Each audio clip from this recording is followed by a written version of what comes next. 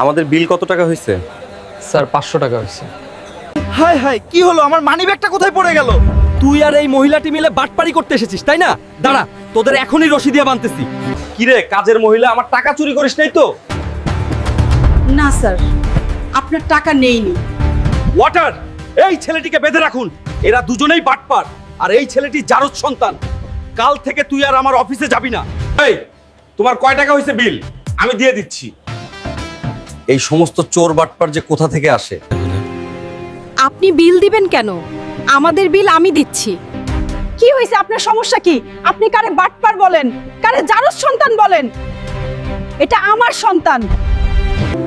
এই ধরেন আপনার বিল। আসলে আন্টি, আমি জানতাম শাকিল আপনার সন্তান।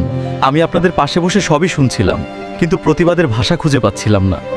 যখন একটা সন্তান তার মাকে কাজের বুয়া বলে, তখন বুকটা ভেঙে চুরমার হয়ে যায়। আর আন্টি, আমাকে মাফ করে দিবেন আপনাদের সাথে খারাপ ব্যবহার করার জন্য। শাকিল, মা তো মাই হয়, মায়ের কোনো জাত হয় না। পৃথিবীতে যত ধর্মই থাকুক না কেন, সবাই সবকিছুর ঊর্ধ্বে মাকে স্থান দেয়। এই মা 10.5 মাস গর্ভে ধারণ করে আমাদের পৃথিবীর মুখ দেখিয়েছে, লালন পালন করেছে। তুমি চাকরির ভয়ে তোমার মাকে অপমান করছো, ওই চাকরির নিকুচি করি।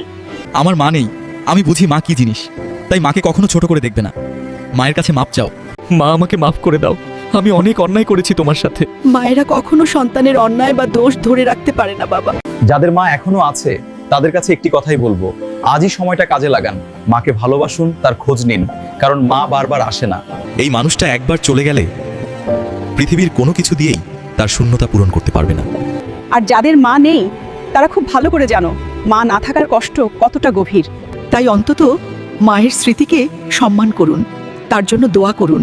মা কোনো সাধারণ মানুষ না, মা একটা জীবন্ত হীরার খনি, যেটা আমরা অনেক সময় বুঝতেই পারি না। তার হাসি, তার দোয়া, তার উপস্থিতি, এগুলোই একজন মানুষের আসল শক্তি। তাই দেরি না করে আজ থেকেই মাকে সময় দিন, তাকে সম্মান করুন, কারণ একবার হারালে এই জায়গাটা আর কখনো পূরণ করতে পারবে না।